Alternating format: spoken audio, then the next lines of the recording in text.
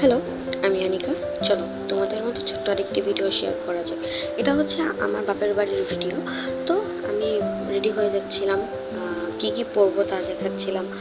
তো এটা হচ্ছে একটি কিট্টু রেডি হওয়ার ভিডিও বানাতে চেয়েছিলাম, বাট তেমনভাবে হয়নি। তো ইগনোর করো প্লিজ। এই তো আমি রেডি হয়ে গেলাম। তো তোমার ভাইয়া আর আমি মিলে হচ্ছে বাজারে যাচ্ছিলাম। আমার বাবার বাড়ি হচ্ছে আমার শ্বশুর বাড়ি থেকে জাস্ট 5 মিনিটের রাস্তা।